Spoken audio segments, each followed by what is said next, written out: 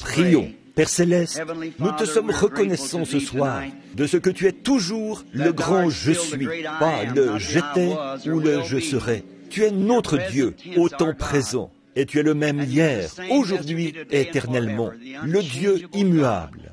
Nous te remercions parce que nous avons le privilège de savoir cela, et cela nous a été révélé par le Saint-Esprit. Et il nous a scellés avec lui dans le royaume de Dieu, par le signe qu'il nous a laissé. Nous en sommes tellement reconnaissants. Bénis-nous ce soir, alors que nous nous attendons à toi. C'est au nom de Jésus que nous faisons cette prière. Amen. Vous pouvez vous asseoir. Je dois placer quelques-uns de ces mouchoirs de ce côté-ci. Juste, nous allons prier pour les malades les autres soirs, si le Seigneur le veut. Nous allons le faire. Toutefois, j'ai dit à Billy, il est arrivé un peu tard ce soir, alors il n'a pas pu distribuer les cartes de prière, mais nous avons pensé peut-être le faire quand même pendant que je ferai un appel à l'hôtel ou autre chose. Nous pourrons faire cela. Maintenant, est-ce que tout le monde se sent bien? C'est très bien. Je suis vraiment content de l'entendre. Bon, je crois qu'on a annoncé que le petit déjeuner des hommes d'affaires chrétiens aura lieu demain matin. Je crois qu'ils ont communiqué l'heure et tout ça. Maintenant, soyons prêts à faire tout ce que le Seigneur voudra que nous fassions. Nous sommes conscients que ce soir est le soir où tout peut arriver. Nous voulons donc être prêts pour cela et entrer sans tarder dans le message. Alors, demain, nous aurons une journée très chargée. Et dimanche matin, je pense que je dois prêcher ici, après l'école du dimanche. Dimanche matin et dimanche soir. Vous êtes donc invités à toutes ces réunions. Si, par contre, vous devez être à votre poste quelque part, eh bien, nous ne voudrions pas que vous n'y soyez pas. J'ai un mariage bientôt, soit demain, soit le jour suivant. Dimanche matin, c'est ça. Je dois marier un couple de mon tabernacle. Alors, ça aussi, c'est quelque chose de prévu. Et maintenant, priez pour nous, alors que nous nous proposons de lire dans la parole de Dieu et que nous abordons le message sans plus tarder. On voulait que j'arrive tôt, à cause de tous ces gens qui sont debout. Nous lirons donc dans Ésaïe, chapitre 7. J'aimerais lire à partir du verset 10. L'Éternel parla à Achaz et lui dit, « Demande en ta faveur un signe à l'Éternel, ton Dieu. Demande-le, soit dans les lieux bas, soit dans les lieux élevés. » Et Achaz répondit, « Je ne demanderai rien, je ne tenterai pas l'Éternel. » Ésaïe dit alors, « Écoutez, maison de David, c'est trop peu pour vous de lasser la patience des hommes, que vous lassiez encore celle de mon Dieu? C'est pourquoi le Seigneur lui-même vous donnera un signe. Voici, une vierge deviendra enceinte. Elle enfantera un fils, et on lui donnera le nom d'Emmanuel. » Si je devais intituler ce sujet sur lequel parler pendant quelques instants ce soir, en me servant de ces notes que j'ai écrites cet après-midi, j'aimerais parler sur prendre pour sujet le super signe. Vous savez, notre époque est une super époque. Tout est super. Et nous voyons que les éclairs en zigzag dans le ciel, par une nuit nuageuse, nous indiquent qu'il peut certainement y avoir de la lumière dans les ténèbres. Nous sommes conscients de ça. Dieu connaissait la fin dès le commencement. C'est pourquoi il pouvait prévoir toutes choses, de sorte que tout concourt parfaitement à sa gloire. Et ça nous donne du courage de savoir que, quoi qu'il advienne, Dieu veille à ce que toute chose, que cette horloge marque l'heure parfaitement. Nous sommes parfois abattus, tout chavirés. Nous nous pressons. Nous nous disons, « Oh, nous devons faire ceci ou faire cela. » Mais souvenez-vous, l'horloge de Dieu sera parfaitement à l'heure. Toutes ces choses doivent se passer comme ça. Tout doit se faire selon sa grande connaissance, sa prescience, car c'est par sa prescience qu'il a pu prédestiner. Non pas par son désir, mais par sa connaissance. Dieu ne prédestine pas par son désir. Il ne veut pas qu'aucun périsse, mais par sa prescience, il savait qui l'accepterait et qui ne l'accepterait pas. Voilà pourquoi il peut faire concourir toutes choses au tic-tac de sa grande horloge. car il peut prédire la fin dès le commencement. Ainsi donc, il savait que nous vivrions en ce jour-ci. Il savait que notre époque serait celle-ci. Il avait des plans pour cette époque-ci. Il a eu des plans pour chaque époque, et jamais aucun de ces plans n'a failli. Il est toujours à l'heure. Et celle-ci, on l'appelle un super âge. Tout ce que vous voyez de nos jours doit être super. Sinon, ça ne fait pas l'affaire. Si ce que vous avez n'est pas super, parce que c'est un super âge. L'âge précédent a fait son temps et il a maintenant laissé place à un super âge. Tout ce qu'on voit. On ne peut plus aller au magasin du coin et trouver un gros bloc de fromage exposé là, comme autrefois. Et les vieux magasins du coin d'autrefois, même si on y trouvait des aliments d'excellente qualité, tout le monde veut maintenant aller au marché climatisé et chic, qu'on appelle supermarché. Les gens veulent absolument y aller, même s'ils doivent payer plus cher pour leur nourriture. Il faut qu'ils aillent au supermarché. C'est vrai, parce que c'est super. Voyez, tout le monde veut quelque chose de super. Et de nos jours, on ne peut pas se procurer une automobile ordinaire. L'ancienne modèle T se ferait écraser là dans la rue. Ils ont de super voitures. Ford doit les rendre super. Chevrolet doit les rendre super. Tous les autres, s'ils veulent rester dans la course, ils doivent les rendre super. Tout est super, super, super. Après un certain temps, nous sommes arrivés à l'âge de l'air. Eh bien, on a eu l'avion à hélice. Et avant longtemps, on est arrivé avec un avion à réaction. Et maintenant, on a un super avion à réaction. Voyez, il faut que ce soit super. Sinon, ce n'est pas dans l'air du temps. Tout dans cet âge doit être super. Nous avions l'habitude de voyager sur ces grandes routes qu'il y avait là. Maintenant, on a de super autoroutes. Il doit y avoir 4 ou 5 voies pour aller dans un sens et 4 ou 5 voies pour aller dans l'autre. Sinon, on se fait heurter. Voyez, on doit avoir ces choses, car c'est un super âge, une super époque. Tout doit faire partie de ce qu'il y a de super. Nous pensons même avoir de super gens, ou plutôt, certaines personnes pensent être super, ou du moins, elles cherchent à se comporter comme si elles l'étaient. Une super race, une race qui veut dominer sur l'autre, de super églises, de super dénominations. Tout devient super. Si ce n'est pas super, eh bien, ça ne fait pas l'affaire. Je pense que même les femmes adoptent un super accoutrement dans cet âge moderne. Ces chaussures à l'ancienne mode, il y avait du cuir là-dedans. On les achetait pour à peu près $3 la paire. C'étaient les meilleurs sur le marché. Il y avait plus de cuir là-dedans qu'il y en a dans une douzaine de paires aujourd'hui. Celles qui vous coûtent $25. Mais il faut que ce soit un super genre. Vous savez, des talons à peu près hauts comme ça, les orteils à découvert. Mais c'est super. Vous voyez, c'est la mode. Il vous faut pratiquement avoir de super formes pour marcher avec. Vous voyez, c'est vrai. Je trouve que tout est devenu fou. Vous voyez, mais c'est un super âge. C'est une super époque. Tous ces signes indiquent une obscurité spirituelle. Nous voyons se produire toutes ces choses. Super, super, super. Si seulement nous pouvions nous en rendre compte. On est pressé, on doit arriver là. Et que fait-on une fois arrivé?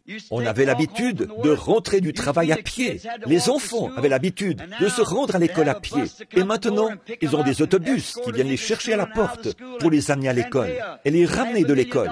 Et puis, on investit un $250,000 dans une salle de récréation pour leur permettre de faire un peu d'exercice. Sans quoi, ils meurent. Eh bien, ils avaient l'habitude d'en faire quand ils marchaient pour aller à l'école. Un super âge. C'est vrai, ça, n'est-ce pas? Il en faut même pour les églises.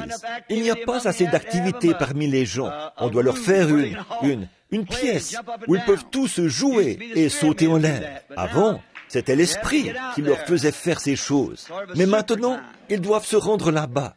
C'est une sorte de super moment. Voyez, tout cela mène à une obscurité spirituelle, la grande époque dans laquelle nous vivons. Vous savez, son peuple, le peuple de Dieu de la Bible, a toujours été averti par Dieu. Il doit guetter les signes du temps. Jésus, quand il était sur terre, il a dit aux pharisiens de son époque, il a dit, « Vous, pharisiens aveugles, il a dit, vous sortez le soir, vous observez et voyez que le ciel est clair et rouge. Il a dit, demain, direz-vous, il fera beau. Et il a dit, ensuite vous sortez, et le ciel est sombre, il semble aux colères. Et là, demain, il y aura de l'orage. Il a dit, vous savez discerner l'aspect du ciel, mais le signe du temps, vous ne pouvez le discerner. Il a dit, si vous me connaissiez, vous connaîtriez aussi mon jour. Si vous aviez connu Moïse, il a dit, vous m'auriez connu. Parce que Moïse a écrit à mon sujet. En d'autres termes, comme je le disais, ils auraient reconnu que l'écriture qui devait s'accomplir en ce jour-là était en train de s'accomplir. Mais ils n'ont pas reconnu cela. Ils avaient le regard tellement fixé sur leur tradition et ces choses qu'ils ne pouvaient pas voir l'écriture même qui se dévoilait devant eux.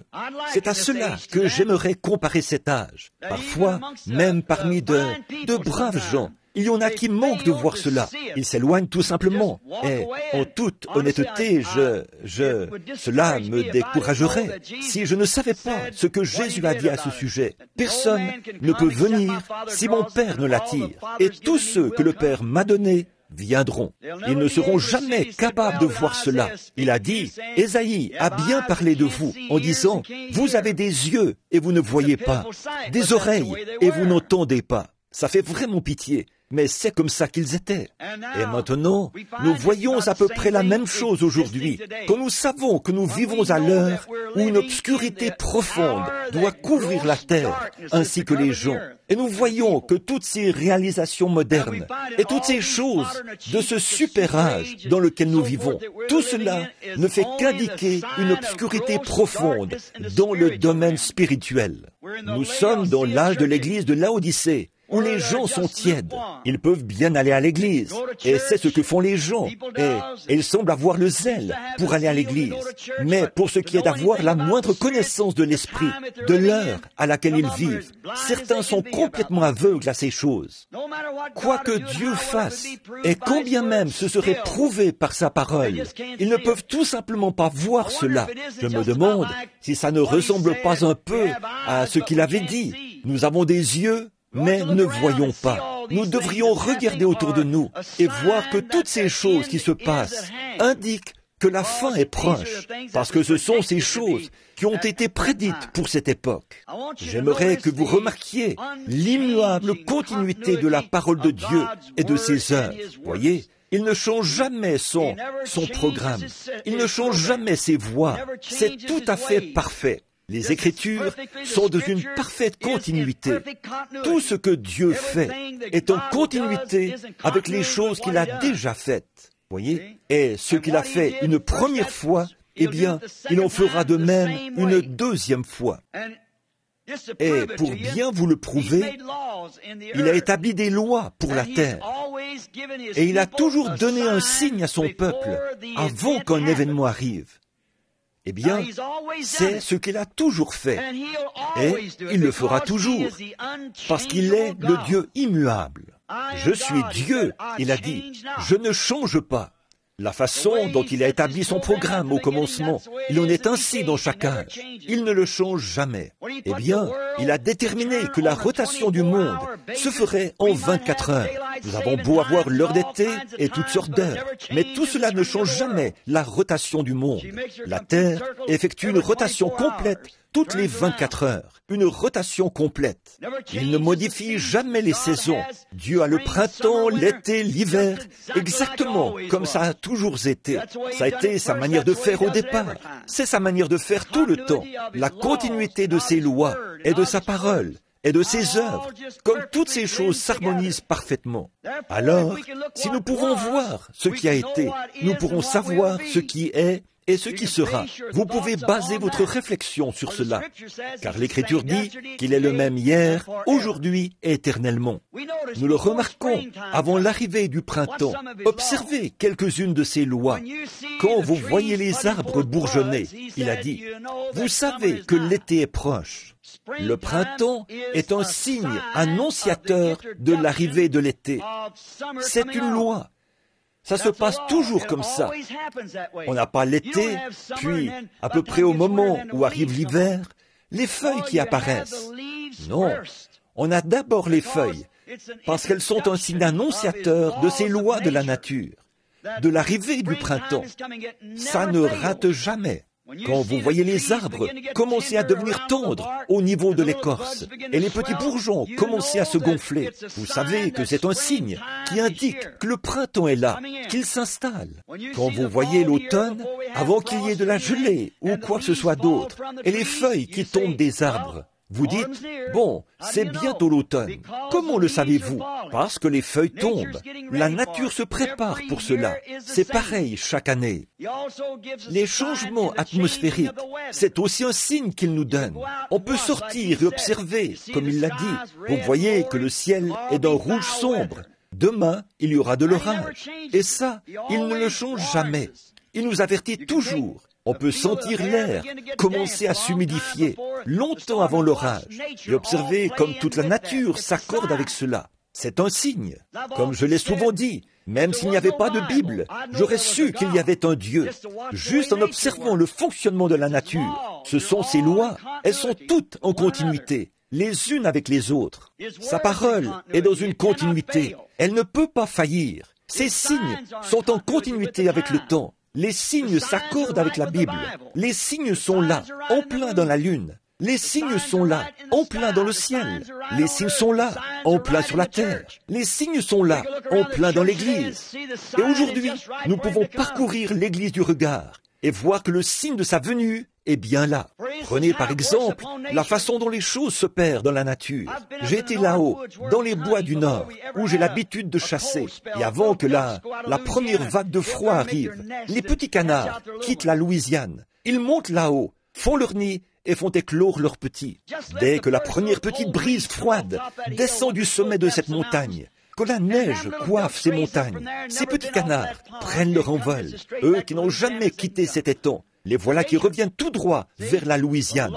C'est une nature, voyez, les lois de la nature. Ils font cela tous les ans. Et alors, avant longtemps, quand le soleil brûlant de la Louisiane se met soudainement à taper, ici en Louisiane, regardez-les se rassembler tous, se regrouper de nouveau et retourner tout droit vers les montagnes. Observez les oies près d'ici, au Texas, où elles vont en grand nombre. Il nous est déjà arrivé d'avoir à arrêter la voiture en pleine route. Elles ne se préoccupent pas de qui que ce soit.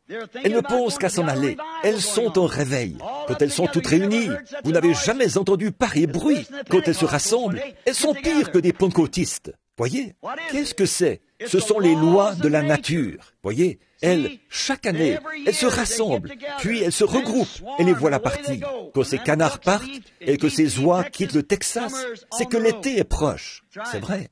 Et quand elles quittent le nord de la Colombie-Britannique, l'hiver est proche. Vous entendez ces oies passer là-haut, pousser des cris comme elles le font, alors qu'elles se dirigent vers le sud. Rien que de les écouter, je pourrais en pleurer. Parce que je vois Dieu qui les guide. Qu'est-ce qui les guide à travers les airs où il n'y a pas de chemin, alors qu'elles ne sont rien d'autre que des bêtes? Qu'est-ce qui fait cela? Quand je l'entends qui descend en poussant des cris, ce chef de file là-bas, qui suit son propre chemin en quelque sorte, peut-être n'a-t-il jamais volé jusqu'en Louisiane avant ça, mais il s'y rendra. Ne vous faites pas de soucis. Il a en lui quelque chose qui lui dit où aller. Il prend son envol. Il conduit la volée. Tout le groupe arrive. Peut-être ne sont-elles jamais venues ici avant. Mais lui, il sait exactement où les rizières ont du riz. Parce qu'il a quelque chose qui le guide. C'est une nature. Puis, au printemps, il repart. Après avoir passé l'hiver ici, où il faisait doux et chaud. Pourquoi? C'est la nature qui s'exprime. Ce sont les lois de Dieu. Ces signes précèdent toujours ces événements, tout comme le font ces choses. Quand vous voyez les oies s'en aller, les bourgeons apparaître, les feuilles tomber, voyez, c'est la continuité de la nature qui s'enchaîne. Les lois de la nature de Dieu s'enchaînent. Elle fait toujours précéder ces événements de quelque chose. Ça s'est toujours passé comme ça. Ça n'a jamais failli et ça ne faillira jamais. Si nous suivons simplement la continuité de la parole de Dieu, nous ne faillirons jamais, nous non plus. Si nous ne suivons pas la tendance moderne du jour en essayant d'injecter quelque chose d'autre, mais que nous suivons simplement la continuité de la chose pour cet âge, observez ce qui arrivera. Nous rentrerons tout droit à la maison, nous aussi, un beau jour. C'est ce qui arrive toujours, et ça ne faillit jamais. Les prophètes sont le signe principal de Dieu. C'est un prophète. Maintenant, je vais parler de cela pendant quelques instants. Ils sont sa parole manifestée pour cet âge-là. Voilà pourquoi un prophète est toujours le signe principal de Dieu. Il n'a jamais envoyé de jugement sur la terre sans avoir premièrement envoyé un prophète. Remarquez bien et sondez les Écritures. Un prophète est le signe principal de Dieu pour son peuple. C'est une personne qu'il a envoyée, une personne en particulier, comme Noé, comme Moïse et Élie et les prophètes. Il les envoie pour manifester la parole pour cet âge-là, pour donner un avertissement à son peuple, tout comme il envoie une vague de froid sur les canards pour les faire fuir du nord vers le sud. La continuité dans la nature, la continuité dans la parole. Il ne manque jamais de faire cela. Si, pour les faire fuir vers le sud, il a fallu du froid, il faudra du froid l'année suivante pour les faire fuir vers le sud. Si, pour les pousser à retourner là-bas, il faut de la chaleur, il faudra de la chaleur l'année suivante pour les pousser à retourner là-bas. Et quand Dieu est sur le point d'envoyer un jugement, avant qu'il envoie un jugement, il envoie un prophète et il manifeste sa parole. Il confirme la parole de cet âge-là. C'est ce qu'il a fait dans tous les autres âges. Il a promis de le faire dans cet âge-ci. Et il le fera dans cet âge-ci. Quoi que les gens disent, il le fera quand même, parce qu'il ne peut pas rompre sa continuité. C'est comme ça qu'il a planifié les choses. Il les a toujours faites de la même façon. Il ne manque jamais de faire les choses comme il les a faites au départ. Comme Jean-Baptiste, eh bien, 400 ans ont passé entre Malachie et Jean, pendant lesquels il n'y avait pas eu de signe, de prophète de l'Ancien Testament. Cela a été la période la plus longue, sauf au temps des juges, sans qu'il y ait de prophète. Qu'est-ce qu'il y avait? Pourquoi n'y avait-il pas de prophète en ce temps-là? Il n'y avait pas de parole à signer pour ce temps-là. Il aura fallu attendre le moment propice. Il aura fallu attendre. La prophétie de Malachie déclarait, c'était Malachie 3, « Voici, j'envoie mon messager devant ma face. Il préparera mon chemin devant moi. » Malachie 3, 1. Maintenant, ça c'était la prophétie de Malachie au sujet de la venue du Seigneur Jésus. Rien ne devait avoir lieu pendant cette période-là. Alors, l'Église est devenue paresseuse et a suivi sa propre voie jusqu'à ce que le moment approche où devait s'accomplir la promesse. Et à l'approche du moment où devait s'accomplir la promesse, Dieu, de façon surnaturelle, a amené Jean sur la terre. C'était un homme né d'une femme, bien sûr, et nous savons que sa mère s'appelait Élisabeth et que son père s'appelait Zacharie. C'étaient de braves gens. Et son père était sacrificateur. À cette époque-là, les jeunes hommes avaient coutume de poursuivre le travail de leur père. Mais on apprend que Jean, à 9 ans, après la mort de son père, est allé dans le désert et y est resté seul jusqu'à l'âge de 30 ans. Voyez, s'il s'était tourné vers ce qu'avait fait son père, on l'aurait tellement brouillé qu'il n'aurait pas su reconnaître ce Messie quand il est venu. Il ne l'aurait jamais reconnu. Mais il est resté dans le désert. S'il était allé au séminaire, en suivant les traces de son père, ils auraient tous dit, « Eh bien, Jean, nous comprenons que tu seras celui qui reconnaîtra le Messie quand il viendra. » Bon, tu ne trouves pas que frère Untel, ici présent, correspond parfaitement à l'image qui en est faite? Et Caïphe, notre souverain sacrificateur actuel, tu ne trouves pas que c'est un homme formidable? S'il avait reçu tout cela dans son esprit qui était saint, il n'aurait jamais été capable de penser clairement. Il est allé dans le désert et a attendu.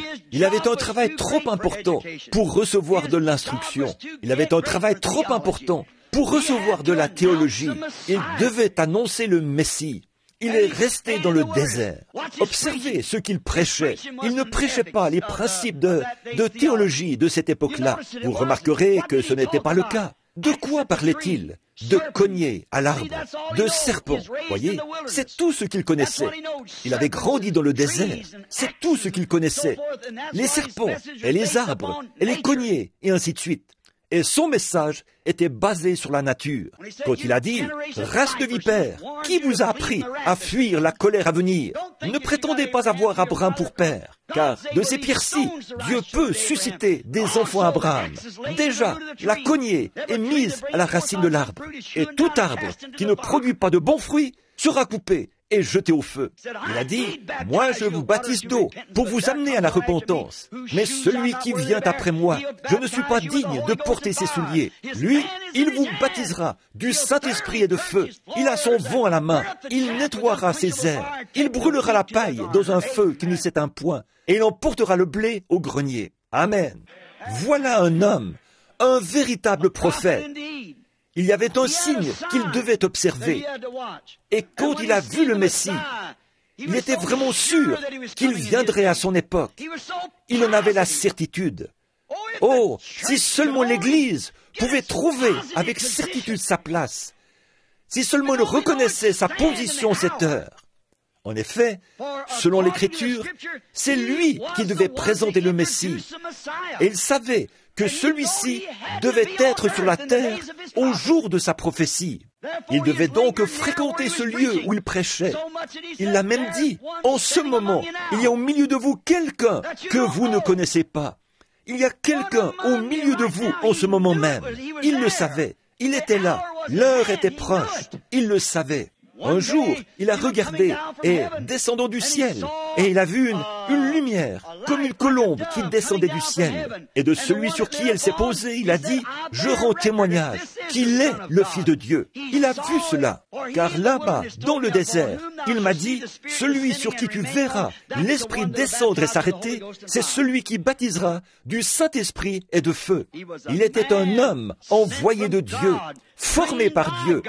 Et il a travaillé pour Dieu, si bien que Dieu et lui sont devenus. Il était le prophète, et la parole est venue à lui, comme je l'ai dit l'autre soir, dans l'eau. Il était la parole de Dieu, pour le temps de la prophétie de Malachie. Malachie avait dit qu'une telle personne apparaîtrait, et Jean, un prophète, est entré en scène, afin d'accomplir la parole du Seigneur pour cette époque-là. Et donc, il était le signe pour Israël.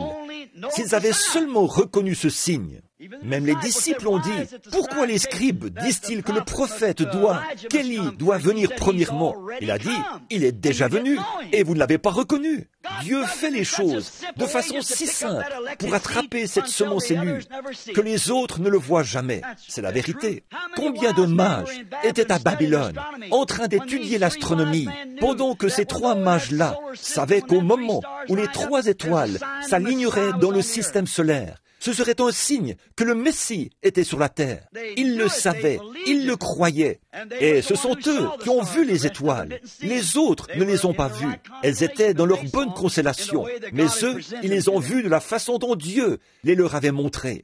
C'est ainsi qu'est l'Évangile aujourd'hui. Vous ne pouvez le voir que de la façon dont Dieu vous le montre. Et si la chose vous est présentée en dehors de la continuité de la Bible, alors ce n'est pas Dieu qui vous dit cette chose. Amen. Vous ne pouvez pas faire mentir la Bible. Elle est la parole infaillible de Dieu. Et elle doit s'accorder avec la continuité du reste de sa parole. Elle ne peut simplement pas dire telle chose à un endroit et telle chose ailleurs et faire telle chose là-bas, à la fois atteindre la cible et en dévier. Il atteint la cible chaque fois. La parole le fait. Alors, il faut que tout soit conforme à la continuité du reste de la parole. C'est pourquoi sa façon de faire dans la parole a toujours été d'envoyer un prophète avant ce moment, avant qu'il confirme sa parole. Maintenant, nous pouvons parler un petit instant sur ce qu'est un prophète. Bon, selon les termes anglais, ça veut dire un prédicateur. Eh bien, ça, ce sont les termes anglais. Mais dans les termes hébreux, on dit un voyant. Et un voyant, c'était celui qui avait l'interprétation de la parole écrite. Il voyait d'avance les choses qui devaient arriver. Et quand il parlait des choses qui devaient arriver, et qu'il prouvait qu'il était un voyant, alors les gens savaient qu'il avait la bonne interprétation de l'Écriture. Parce que Dieu manifestait par lui l'Écriture qui avait été écrite pour cette époque-là. Amen. Ne soyez pas paresseux, réveillez-vous. C'est par cela qu'il s'identifiait clairement. Il était un voyant, celui qui annonce et celui qui prédit. Et le seul moyen pour eux de savoir qu'ils recevaient la bonne interprétation de l'Écriture, c'est que ce qu'ils disaient s'accomplissait. Ils savaient alors qu'il avait été appelé de Dieu, que c'est Dieu qui avait dit cela. Et là, ils constataient qu'effectivement, la chose arrivait parfaitement, dans la continuité de la parole pour cette époque-là. Jésus a dit, sondez les Écritures. Quand ils ont vu qu'ils pouvaient discerner les pensées qu'il y avait dans leur esprit et qu'ils l'ont appelé Belzébul, il a dit, sondez les Écritures. Ce sont elles qui rendent témoignage de moi. La continuité des Écritures concordait parfaitement avec le signe du temps. Il était le signe du temps de Dieu. Il était la manifestation de la parole écrite. Il pouvait aussi prédire ce qui arriverait. Et les gens ne pouvaient pas nier cela. Il était le super signe de l'époque, certainement. Remarquez la continuité de sa parole immuable et aussi le Saint-Esprit. Jésus a dit, quand le Saint-Esprit sera venu sur vous, il vous rappellera ou vous révélera ces choses que je vous ai dites, et il vous annoncera aussi les choses à venir. Or, la Bible, les gens disent aujourd'hui, un prophète, ça n'existe nulle part. Dans ce cas, pourquoi Paul a-t-il établi cela dans l'Église? Il y avait premièrement des apôtres, puis des prophètes, des docteurs, des pasteurs et des évangélistes. Il y en avait certainement. C'est le Saint-Esprit qui est le prophète. Quand lui, le Saint-Esprit, sera venu sur vous, il vous les révélera, ou vous les enseignera, ou vous les montrera. Ces choses que je vous ai dites, elles étaient toutes sous forme d'énigmes. Vous ne les comprenez pas maintenant, parce qu'elles ne concernent pas votre âge. Mais quand le Saint-Esprit sera venu, il fera s'accomplir ces choses conformément à la promesse. Non seulement cela, mais il vous annoncera les choses à venir. Gloire! La continuité de la parole de Dieu, la promesse de Dieu, l'Esprit de Dieu. Nous vivons à l'heure où nous regardons se dévoiler les prophéties qui s'appliquent à cet âge. Elles sont en train de s'accomplir. Quel temps glorieux que celui où nous vivons. C'est le Saint-Esprit qui devait nous annoncer les choses à venir. Depuis toujours, l'homme cherche à réussir et à se faire une réputation en se fabriquant un super signe. Qu'est-ce qui fait qu'un homme cherche à être quelque chose de super, au-dessus d'un autre? Pourquoi fait-il cela? Parce qu'en lui, c'est une nature. De par sa nature, il est un pécheur, mais en stature, il est un fils de Dieu déchu. Pourquoi se construit-il une si jolie maison en l'améliorant constamment? C'est parce que l'oiseau, lui, ne construit pas sa maison de façon différente. La marmotte, elle, vit toujours sous terre, tout comme elle le faisait il y a 1000 ans. Voyez, l'oiseau continue de faire son nid exactement comme il le faisait il y a 1000 ans. Voyez? Mais l'homme, lui, progresse. Pourquoi? Il est un fils de Dieu déchu.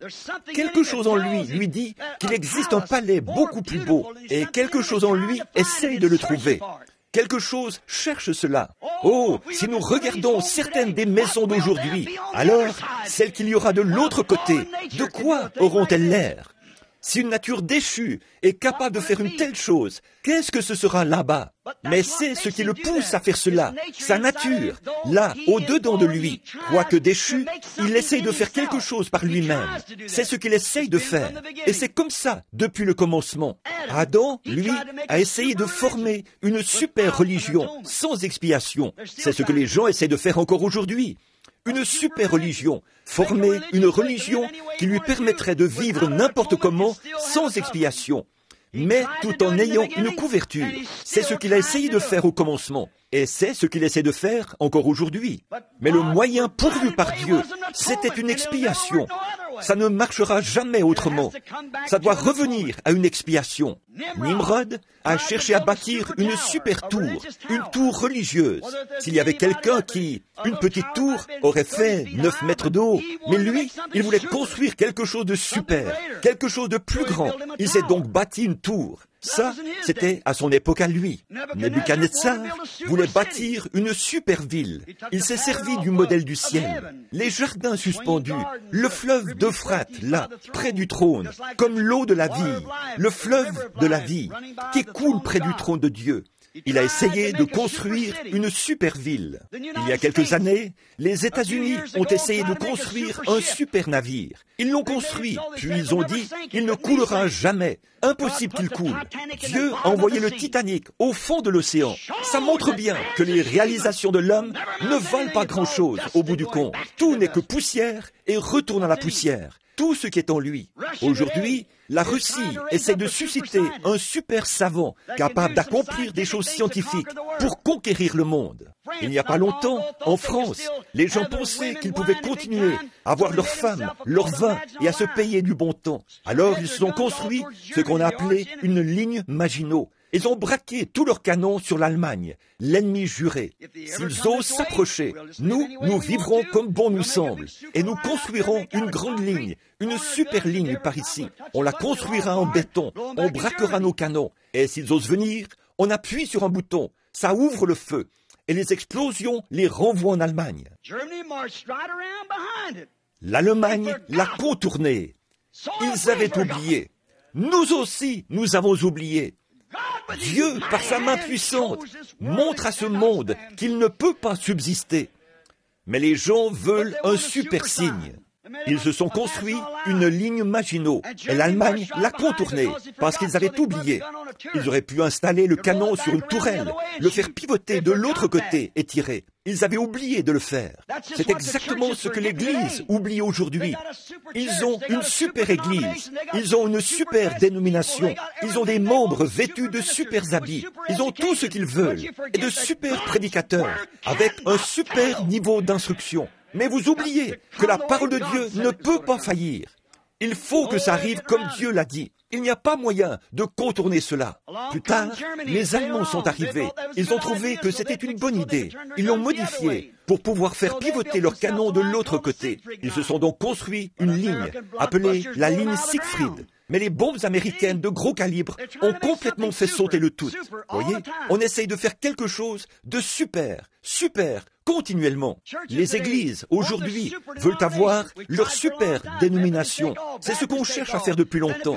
Les méthodistes prennent tout, les baptistes prennent tout, puis les pentecôtistes sont entrés dans la course, ils prennent tout. Les catholiques cherchent à tout rafler. Alors, ils constatent qu'en étant un petit groupe de gens dispersés, ils n'y arrivent pas. Mais les réunir, voilà qui semble tout à fait conforme à l'Écriture. Réunissons-nous. Réunissons-nous, c'est comme ça que nous y arriverons. Nous chasserons le communisme jusque dans l'océan. Ils ne savent pas que Dieu a suscité le communisme pour les vaincre. C'est fort ça, comme parole dans la bouche d'un prédicateur. Mais j'en ai vraiment assez d'entendre le communisme, le communisme. Vous connaissez les signes du communisme, mais l'heure dans laquelle vous vivez, vous n'en savez rien. Ne savez-vous pas que Dieu a promis de faire ces choses? C'est exactement ce qu'il avait fait pour commencer. Il avait suscité Nebuchadnezzar pour détruire Israël, car ces derniers ne marchaient pas dans sa voie. La Bible nous l'enseigne clairement, et c'est maintenant l'heure où cela doit arriver. Nous constatons, à l'époque dans laquelle nous vivons, toutes ces choses. Rien de tout cela n'est caché. C'est quelque chose que Dieu a révélé dans la parole. Mais les gens sont trop aveugles pour le voir. Aujourd'hui, nous pensons, eh bien, si nous pouvons tous nous rassembler dans l'unité ou dans un conseil, le salut est dans le grand nombre des conseillers. C'est vrai, mais de quel genre est ce grand nombre dans lequel vous tenez conseil? Comment pouvez-vous marcher ensemble? Comment pouvez-vous rallier ces dénominations? Quelques-uns qui sont croyants, et quelques-uns qui sont incroyants, et quelques-uns qui sont soi-disant croyants. Comment pouvez-vous les rassembler et marcher ensemble? Comment deux hommes peuvent-ils marcher ensemble s'ils ne sont pas d'accord? Ça aussi, c'est écrit. Regardez ce qu'ils font là. Ils forment ensemble un grand nombre. Une fois dans la Bible, ils avaient fait la même chose. Quand Akab était en difficulté, ou quand Akab avait fait venir Josaphat depuis la Judée, pour voir si ce dernier voudrait bien prendre ses armées et l'aider à livrer bataille. Et Josaphat, un croyant qui n'était plus en contact avec son Dieu, s'est rendu là-bas et a dit, oui, il a dit, il y a une étendue de pays là-bas qui nous appartient. Elle est à nous. Dieu nous l'a donnée. Le prophète Josué nous a donné cette terre en partage. Et nous voyons maintenant qu'elle appartient à l'ennemi. L'ennemi, il cultive du blé qui devrait servir à nous remplir le ventre, à nous, les Hébreux. Et voilà que ces hommes l'emportent là-bas, chez l'ennemi. Il a dit, monterons-nous? Monteras-tu avec moi? Eh bien là, Josaphat, sans prendre le temps d'y réfléchir, a dit, mais bien sûr, mes chars sont à toi, mes cavaliers sont à toi, mes soldats sont à toi. Nous sommes frères. Mettons-nous d'accord. Nous ferons une alliance et nous monterons. Soudain, l'idée lui vient. Il vaudrait mieux d'abord que nous consultions Dieu. Oh là là, avant de vous joindre à cette chose, il vaudrait mieux d'abord que vous consultiez Dieu. Il vaudrait mieux que vous sachiez ce qu'il en est avant d'entraîner votre Église dans une telle Babylone. C'est ce que vous devrez faire. Autrement, vous recevrez la marque de la bête. Mais bon, allez-y. Ils ont dit, Akab a dit, certainement, j'aurais dû y penser. Il a dit, j'ai 400 prophètes hébreux là-bas, dans le séminaire. Ce sont les meilleurs du pays. Il n'y en a pas de meilleurs, nulle part. On va aller les chercher. Là, les prophètes sont arrivés. Ils ont tous prophétisé. Bien sûr, leur façon de voir les choses était parfaitement là, la bonne, selon eux. Ils ont dit, certainement, cela appartient à Israël. Si Dieu l'a donné à Israël, cela appartient à Israël. Mais pour que Dieu vous donne ces choses, il y a des conditions. C'est ce que je pense. Des dons de l'Esprit dans l'Église aujourd'hui. Tant de gens disent que les dons, ils sont indispensables. Mais ils ne s'y trouveront que sous certaines conditions. Il n'y a pas longtemps, un prédicateur célèbre m'a dit, « Pourquoi n'arrêtez-vous pas de vous en prendre aux femmes et aux hommes pour ceci, cela ou autre chose ?» Il a dit, « Ils vous considèrent comme un voyant, comme un prophète. » Il a dit, « Pourquoi ne leur enseignez-vous pas comment recevoir le Saint-Esprit et de grands dons ?» J'ai répondu, ça leur servirait à quoi? Il a dit, ce que vous devriez faire, c'est leur enseigner de meilleures choses, plutôt que d'essayer de leur dire comment ils doivent couper leurs cheveux et porter leurs vêtements et tout ça. Vous ne devriez pas faire cela. J'ai répondu, comment vais-je pouvoir leur enseigner l'algèbre alors qu'ils ne veulent rien entendre de leur ABC? Voyez, comment allez-vous vous y prendre? Dieu donne ses dons sous certaines conditions, et ce pays appartenait à Israël, à condition qu'ils restent fidèles à Dieu. Mais regardez le renégat qui leur servait de pasteur là-bas. Il avait laissé entrer l'idolâtrie et toutes ces choses. Mais ces prophètes croyaient que cela appartenait à Dieu, à Israël, que c'était un don fait à Israël, et qu'ils devaient donc en prendre possession. Il se passe la même chose aujourd'hui. Mais souvenez-vous, alors qu'ils avaient tous prophétisé d'un même accord, et que l'un d'entre eux, je crois que c'était Sédécias, s'était fait 2 grandes cornes de fer. Il a dit, avec ces cornes, tu repousseras les Syriens, tu les chasseras du pays. Mais cela ne convenait tout simplement pas à Josaphat, ce brave homme religieux d'une haute moralité. Il a dit, eh bien, n'en aurais-tu pas un autre? Un autre? Alors que nous en avons 400, tous les 400 d'un même accord disent, nous allons avoir un conseil des églises. Nous allons simplement faire cela. Voyez, ils étaient tous unis. Il a dit, ils sont tous d'accord. Il a dit, alors pourquoi ne viens-tu pas tout simplement et ne montes-tu pas avec moi? Il a dit, n'y en a-t-il pas encore un que tu puisses consulter à ce sujet? Un qui soit en contact avec Dieu? Il a dit, oui, il y en a encore un, mais je le hais vraiment. Voilà. Oh, que le roi ne parle pas ainsi, a dit Josaphat. Allons le consulter, et voyons ce qu'il en sera. Il a dit, il y en a encore un, oui, je le connais, le fils de Jimla. Il a dit, Miché, mais il a dit, je le hais. Il a dit, il appelle toujours des malédictions sur moi. Il est toujours là à me dire que je suis dans l'erreur, et que c'est l'enfer qui m'attend. Il a dit, je déteste même l'entendre prêcher. Tous les autres ministres ne veulent pas de lui dans leurs églises. Il a dit, ça fait longtemps qu'on l'a chassé de l'association. Il a dit, je ne sais même pas où on peut le trouver. Oh, il a dit, que le roi ne parle pas ainsi. Allons le chercher. Et donc, un membre de l'association est parti à sa recherche. Il a dit, bon, Miché, voilà ta chance de récupérer ta carte de membre. Tu n'as qu'à dire la même chose que les autres. Vois-tu, si tu veux bien le faire, être du même avis que nous, à savoir que nous devons tous adhérer au conseil, nous y rallier tous ensemble. Tu seras l'un des nôtres. Oh, mais Dieu a toujours quelqu'un qui restera fidèle. Il a dit, le Seigneur Dieu est vivant. Je ne dirai que ce qu'il me dira de dire. Amen. Pour Josaphat, c'était là le signe. Vous connaissez la suite de l'histoire. Il a dit, ce que Dieu a dit, voilà. Même s'ils étaient 400 réunis en conseil contre lui, il a tenu ferme. Et pour Josaphat, c'était un signe. Alors Josaphat a refusé d'y aller. Eh bien, nous en avons vu le résultat, parce que la parole de cet homme concordait parfaitement avec la parole que le prophète avait prophétisée pour l'époque d'Akab.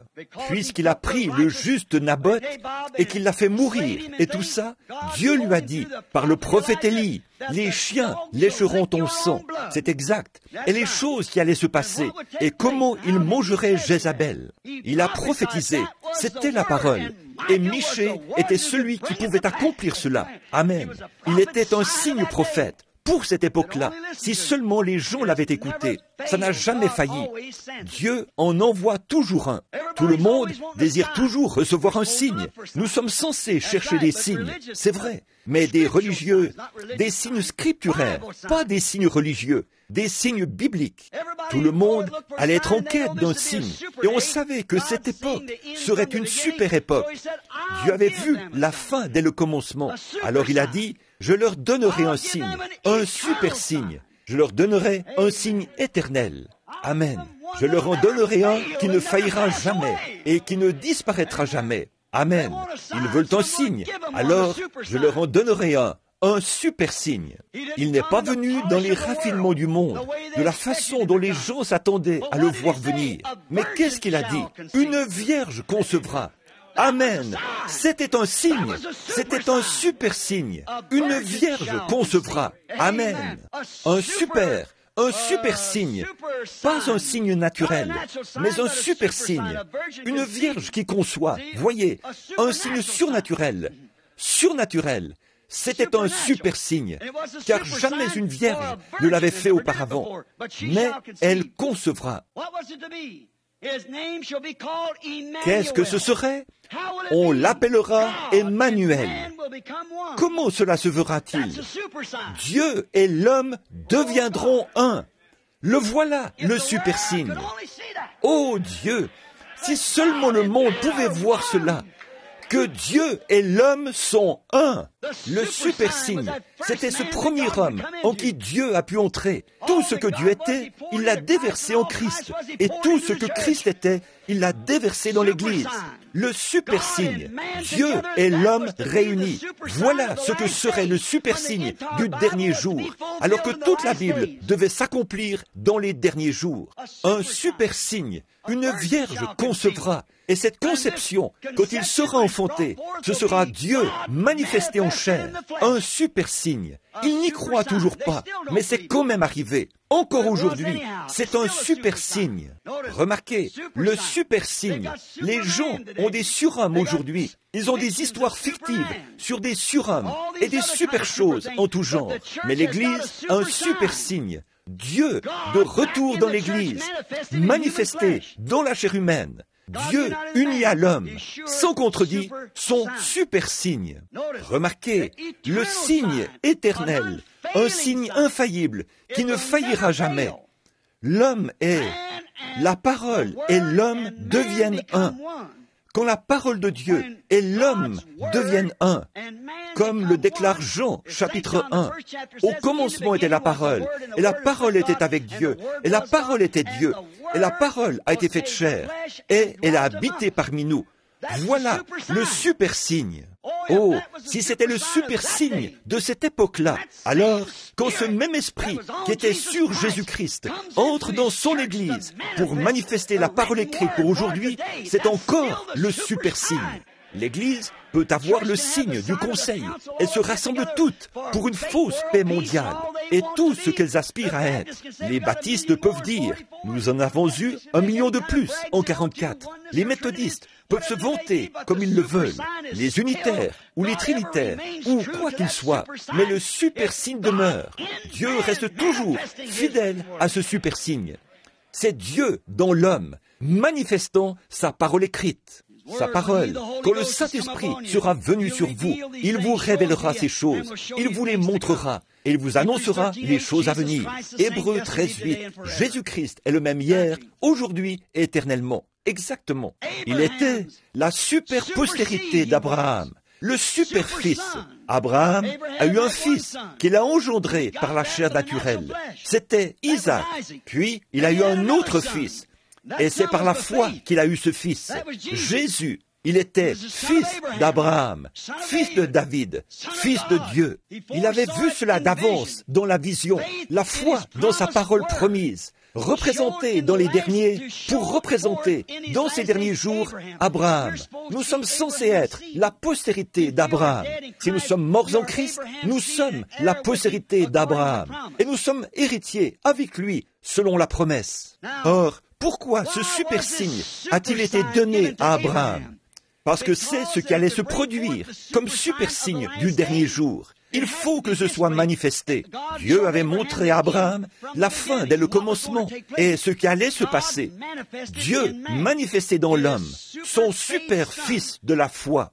Les hommes ne pourraient pas faire périr ce fils-là. Ils pourraient faire périr Isaac, ils pourraient faire périr Jacob et leurs successeurs après eux. Mais ce super fils, on ne pourrait pas le faire périr.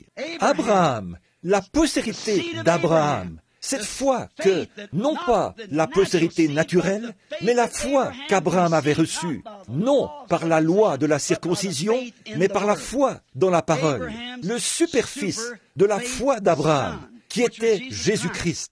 Or, tous ses autres fils sont morts, mais ce fils-là, on ne pouvait pas le faire mourir. On l'a fait mourir, mais il ne pouvait pas rester mort. La tombe n'a pas pu le retenir. Il est le même hier, aujourd'hui, éternellement. Remarquez, Genèse 22, 16 et 17, là-haut sur la montagne, que Dieu avait indiqué à Abraham. Et là, dans le désert, il a vu un bélier retenu par les cornes. Remarquez, on va faire vite là. Après qu'il a pris Isaac et qu'il l'a ligoté, lui qui était son fils naturel, il l'a couché sur l'autel pour lui ôter la vie. Et là, il était sur le point de lui ôter la vie, obéissant par amour pour Dieu. Et à ce moment-là, quelque chose s'est passé. Il a entendu une voix qui a dit, « Abraham, n'avance pas ta main, car je sais que tu m'aimes. » Et là, il a entendu derrière lui le bêlement d'un bélier qui était retenu par les cornes dans le désert. Il a donné à ce lieu le nom de Jéhovah Jireh. Remarquez, Dieu a dit, « Et ta postérité ». Donc, la postérité d'Abraham possédera les portes de ses ennemis. Il s'emparera des portes, possédera les portes. Il l'a promis. Eh bien, c'est précisément ce que sa postérité naturelle a fait. Toute la postérité naturelle d'Abraham, c'étaient les prophètes qui sont venus après lui.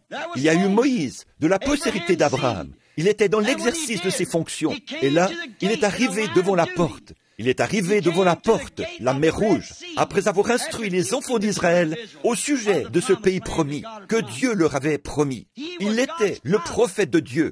Il avait été manifesté devant le peuple en tant que prophète de Dieu. Par lui, Dieu avait créé. Par lui, Dieu avait opéré toutes sortes de signes et de prodiges. Et il s'en est tenu fermement à la parole de Dieu, parce qu'il avait cherché Dieu en premier lieu. Et il connaissait sa position. Il savait qu'il était né pour cet âge-là, afin de manifester la parole de Dieu en ce temps-là. Et là, précisément, dans l'exercice de ses fonctions, il s'est retrouvé face à une chose qui lui a fait perdre ses moyens. C'était la mer Rouge. Eh bien, que s'est-il passé? D'après la promesse, la postérité d'Abraham devait posséder les portes de ses ennemis. Alors, quand la mer Rouge s'est avérée être une porte qu'il ne pouvait pas franchir, Dieu est entré en scène. Il s'est emparé de la porte et l'a emportée. Et Moïse a traversé la mer à pied sec. Sa postérité a possédé cette porte. Les enfants hébreux ont possédé les portes devant la fournaise ardente qui n'a même pas pu les brûler. Daniel a possédé les portes de ses ennemis devant la gueule des lions qui n'a pas pu s'ouvrir pour le dévorer. Une fois, Samson, qui était pris dans un groupe de gens, l'avait encerclé dans la ville. Et là, il a arraché ces grandes portes fixées dans le roc, les a mises sur ses épaules et il est monté au sommet de la montagne. Comment a-t-il fait? Il était encore sous l'alliance. Il avait encore ses tresses qui pendaient. La promesse était encore là et il possédera les portes de son ennemi. Amen. Bien sûr, certainement. Tous ces gens-là sont morts. Ces braves combattants de la foi, ils sont tous morts. Alors, la super postérité d'Abraham est entrée en scène. La postérité royale, la super postérité royale. Jésus-Christ, qui était le fils de la foi d'Abraham. En effet, il avait vu par la foi, grâce à une promesse de Dieu, qu'en lui tous seraient bénis, qu'il serait père d'une multitude de nations. Sa super postérité est entrée en scène. Et les autres, qu'avaient-ils fait? Ils avaient possédé les portes des lions, les portes du feu, les portes de la mer, les portes de la ville. Et partout où ils allaient, ils étaient capables de posséder les portes, parce que c'est ce qui leur avait été promis. Mais pour ce qui est de la mort, ils devaient tous mourir. Finalement, la postérité royale est arrivée. Lui, il n'a pas seulement possédé les portes de l'ennemi, mais il a possédé les portes de la mort, du séjour des morts et de la tombe. Il est ressuscité le 3e jour et a ouvert le chemin. Il a déchiré le voile, du haut jusqu'en bas, et a frayé un chemin pour que tout homme et toute femme qui désire s'approcher de lui puisse le faire. Il a possédé les portes. Non seulement a-t-il fait cela, mais ceux qui étaient morts dans la foi, il a emmené ses captifs, il est monté dans les hauteurs, et il a fait des dons aux hommes. Voilà la super postérité d'Abraham. Voilà la postérité royale. Jésus-Christ, le super signe. Souvenez-vous, c'était un signe perpétuel surnaturel. Jésus, il est ressuscité des morts.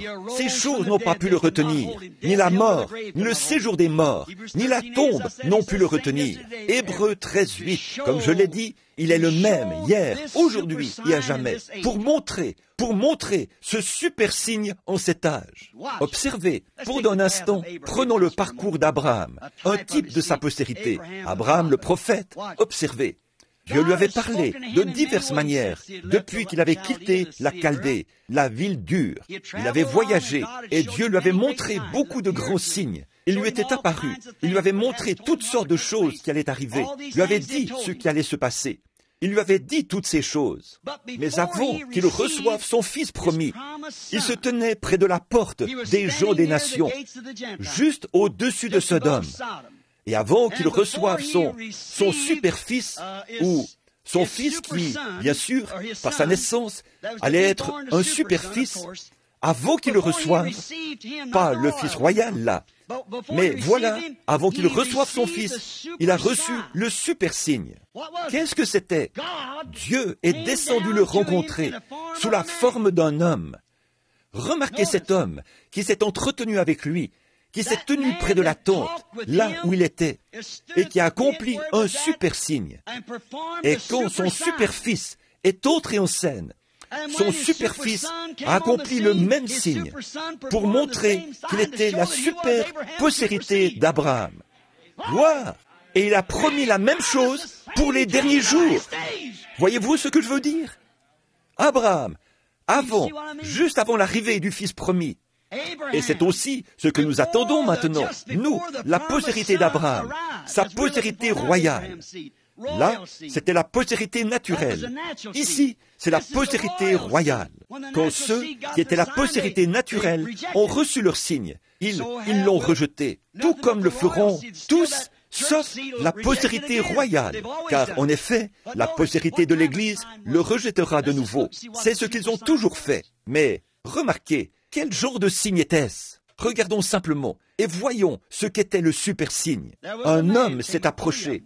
Ils étaient 3. Et avez-vous remarqué, lorsqu'Abraham a vu 3 hommes arriver, il est sorti et a dit, « Mon Seigneur, passeras-tu loin de moi? Entre et assieds-toi, permets que j'apporte un peu d'eau pour te laver les pieds, et prends un morceau de pain.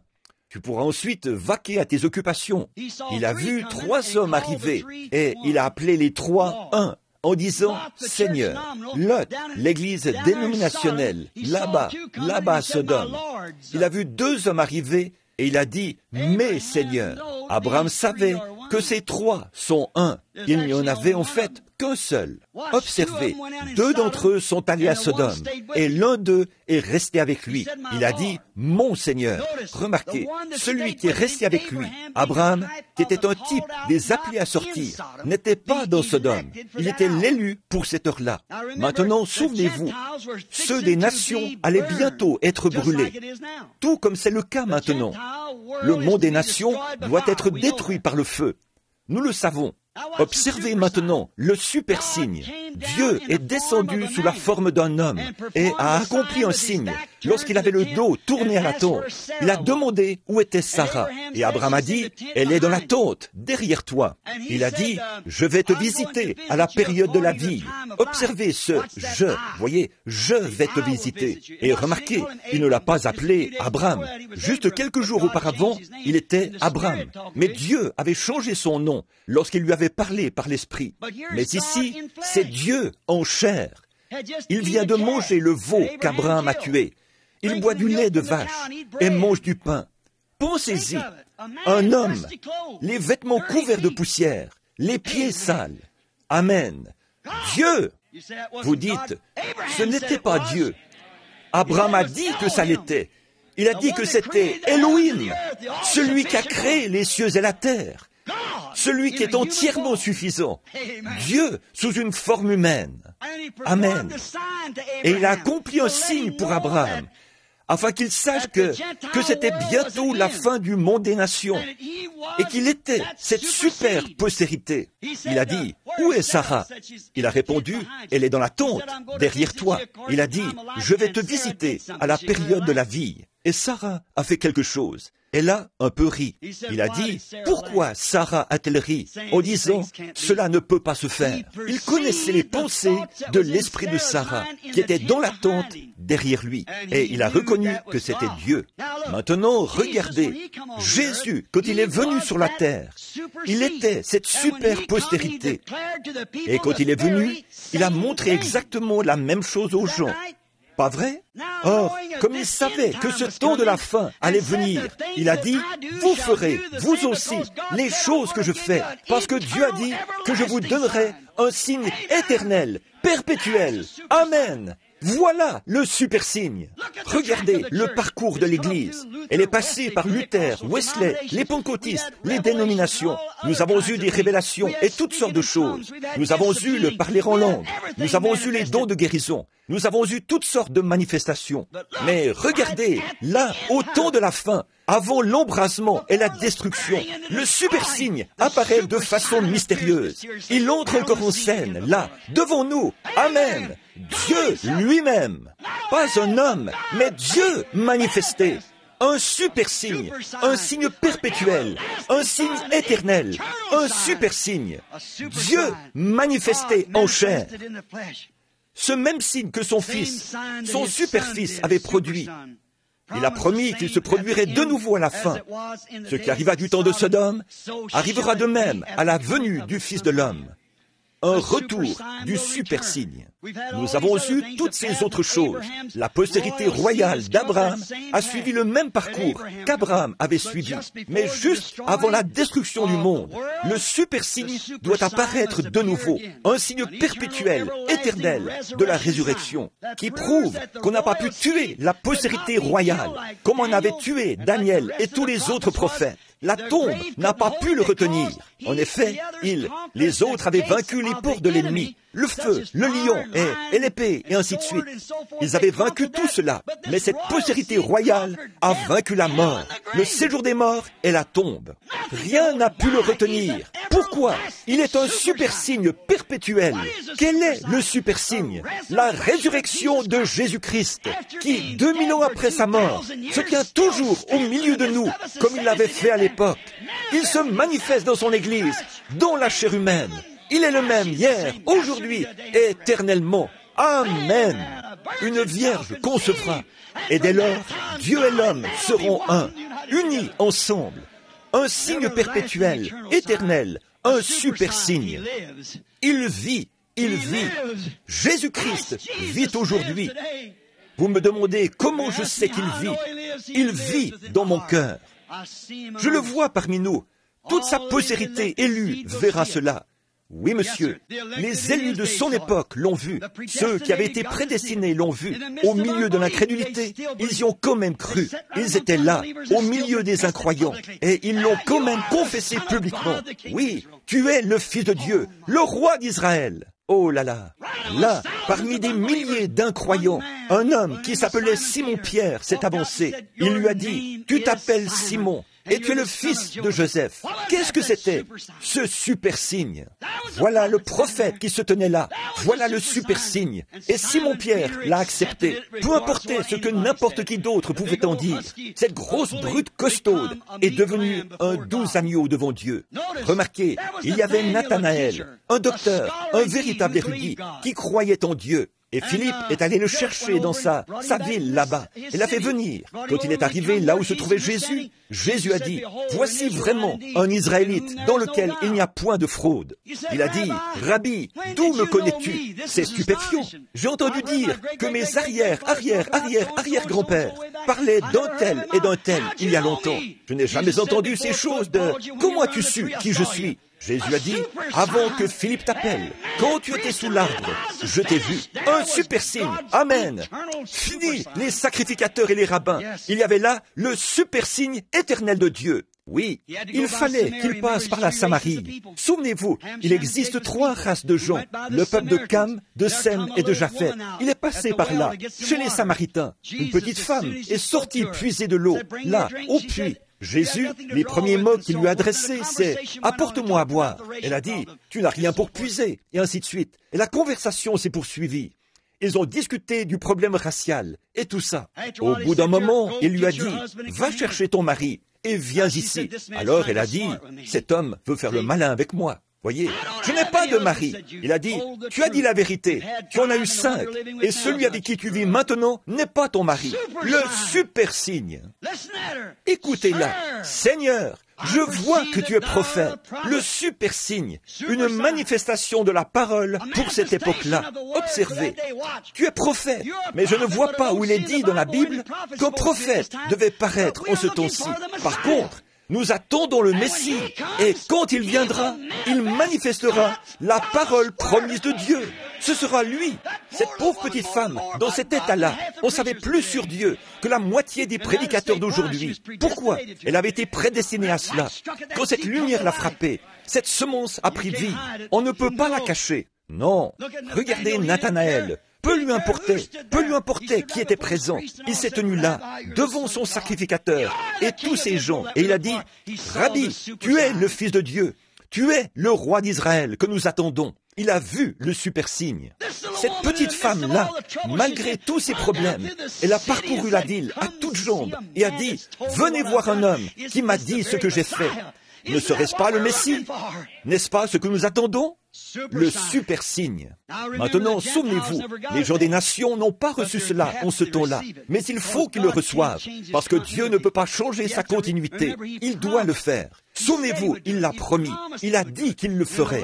Il a promis qu'il le ferait, et qu'il le ferait dans les derniers jours. Jésus l'a dit, ce qui arriva du temps de Sodome arrivera de même à la venue du Fils de l'homme. Il nous est promis dans les derniers jours, selon Malachie 4, que quelqu'un paraîtra dans les derniers jours, quelqu'un qui cherchera à ramener, à faire sortir toute la froideur et toutes les traditions des gens et tout ça, et qui ramènera la foi des gens de nouveau aux pères apostoliques, à la parole originelle. Oui, vous dites, ça c'était Élie dans Jean. Oh non, pas du tout. L'Élie du temps de Jean, c'était Malachie 3. J'envoie mon messager devant ma face. En effet, immédiatement après que cette prophétie allait être proclamée, le monde entier devait brûler. 2000 ans se sont écoulés et le monde n'a toujours pas brûlé. Et les justes marcheront sur la poussière de la cendre des méchants. Mon frère, ma sœur, nous vivons à l'époque des supermarchés, des super avions à réaction, des super autoroutes, des super races, des super choses en tout genre. Et il y a aussi un super signe. Nous avons eu le signe de la religion, nous avons eu le signe des réveils, nous avons eu le signe du rassemblement, nous avons eu le signe du parler en langue, nous avons eu le signe de la guérison des malades, nous avons eu tous ces signes-là. Mais pourtant, nous voyons dans la Bible que le dernier signe, avant que le Fils premier arrive, c'était un super signe. Jésus a dit, ce qui arriva en ce temps-là, avant que le Fils premier arrive de nouveau, ce super signe viendra encore une fois sur la terre. Je vous le déclare ce soir, au nom de Jésus-Christ. Ce signe est sur la terre en ce moment même. Non seulement cela, mais il se trouve ici même, au milieu de nous, ce soir, le Saint-Esprit, le super signe de Dieu, Jésus-Christ ressuscité. Cela ne peut pas faillir. C'est un signe éternel. Cela ne pourra jamais être changé. Les cieux et la terre passeront, mais cela ne changera jamais. C'est un signe éternel, perpétuel. Dieu manifesté dans la chair humaine. Dieu s'est fait connaître dans la chair humaine. Est-ce que vous croyez que c'est la vérité? De tout votre cœur, vous le croyez? Ne vous enfermez pas, comme une tortue dans sa carapace. S'il y a en vous un peu de la nature de la tortue, débarrassez-vous de cette carapace. Laissez entrer le Saint-Esprit. Ne vous enfermez pas dans un credo ou une dénomination. Mon frère, ma sœur, l'heure est arrivée. Je crois que Dieu a fait tout ce qu'il avait prévu de faire. Ce qui vient ensuite, c'est l'Église qui passe à l'action. Autrement, nous serons perdus. Je demande à n'importe qui de me démontrer le contraire. J'ai demandé cela partout, tout autour du monde. Et pas une seule fois, quelqu'un ne l'a fait. Personne ne s'est aventuré à le faire. Les gens s'en gardent bien. Ils s'en gardent bien. Parce que c'est la parole. Et Dieu prouve que c'est sa parole. Alors, pourquoi ne pas l'accepter? Amen. Si le moment est venu, ne le retardez pas trop longtemps. Bon nombre de gens voulaient accepter Jésus. Ils pensaient le faire à un moment plus propice. Comme l'a dit quelqu'un, les gens veulent accepter Christ, mais ils retardent ce moment trop longtemps. Certains ont essayé de l'enlever de sur leurs mains, ont essayé de s'en laver les mains, de renvoyer la balle à quelqu'un d'autre. Mais ça s'est retourné contre eux. Et vous avez cela sur les bras ce soir. Ça vous retombe sur les bras. Hébreux 13:8. Quel que soit le nombre de conseils des églises qu'on peut avoir, reste toujours. Jésus-Christ est le même, hier, aujourd'hui et éternellement. Les œuvres que je fais, si sa vie est en vous, elle manifestera Jésus-Christ. Amen. Bon, vous ne pouvez pas tous être cette personne-là, mais vous pouvez avoir part à cela. Par votre foi, tous les gens, quand ils étaient sur terre, ne pouvaient pas être un Jésus, mais ils pouvaient croire en lui et accepter le message. Il y avait un seul Moïse, un seul Élie, un seul Noé, et ainsi de suite. Ça a toujours été le cas. Mais les autres, ils pouvaient l'accepter. Ces hommes n'auraient pas eu de ministère s'il n'y avait eu personne pour y croire. Jésus n'aurait pas eu de ministère s'il n'y avait eu personne pour y croire. Paul n'aurait pas eu de ministère s'il n'y avait eu personne pour y croire. Le Saint-Esprit ne peut pas avoir de ministère par la parole aujourd'hui si personne n'est disposé à laisser tomber ses credos et à revenir à la parole. Il ne le peut pas. Peu importe combien la chose est là et bien réelle. C'est ici en ce moment. Je sais que c'est ici. Je peux le sentir. Je sais que c'est ici. La parole déclare que c'est ici. Là où 2 ou 3 sont assemblés en mon nom, je suis au milieu d'eux. Et je crois réellement qu'il est ici, le même hier, aujourd'hui et éternellement. Oh, si je pouvais amener ce petit tabernacle. Je vous aime. Et je ne crois pas qu'il existe un homme sur la terre que je peux prétendre aimer plus que Jack Moore. Et c'est vrai, Young Brown et Lyle et ces hommes ici. J'ai lu un article aujourd'hui qu'Anna Jean a écrit. J'allais lui demander la permission de le réimprimer.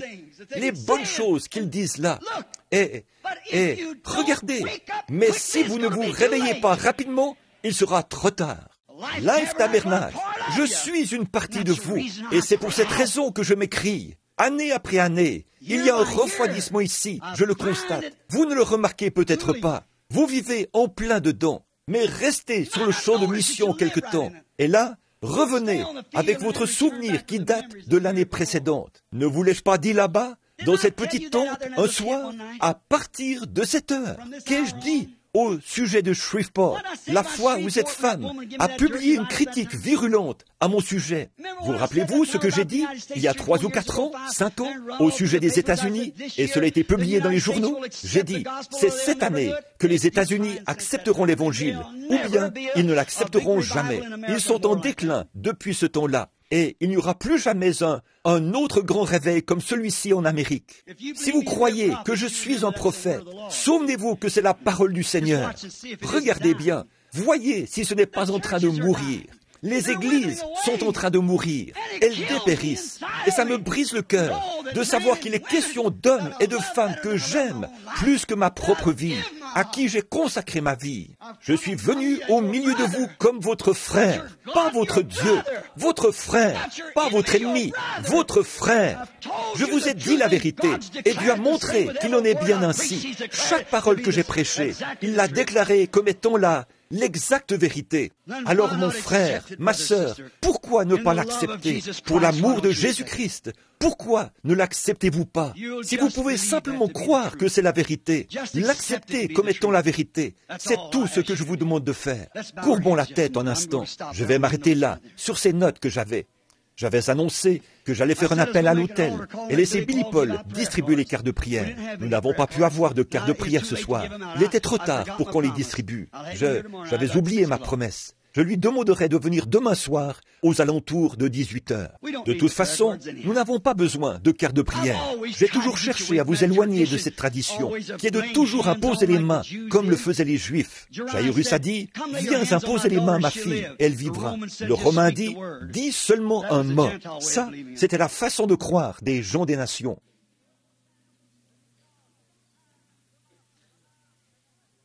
Si je vous ai dit la vérité, maintenant, écoutez ce défi. Si je vous ai dit la vérité, alors je dois me tenir ici, sur cette estrade devant vous, et vous dire ces choses. Et à quoi bon vous dire ces choses si Dieu n'est pas là-dedans? Et si c'est la vérité de Dieu, il est tenu de la confirmer. Il doit la confirmer. Il a promis qu'il le ferait. Mais allons-nous rester assis là, comme engourdis? L'esprit a-t-il, est-ce Ichabod, sur le Life Tabernacle? Est-ce que cela a été écrit sur ce tabernacle? Est-ce que cela a été écrit sur ces églises où je vais, partout dans le pays?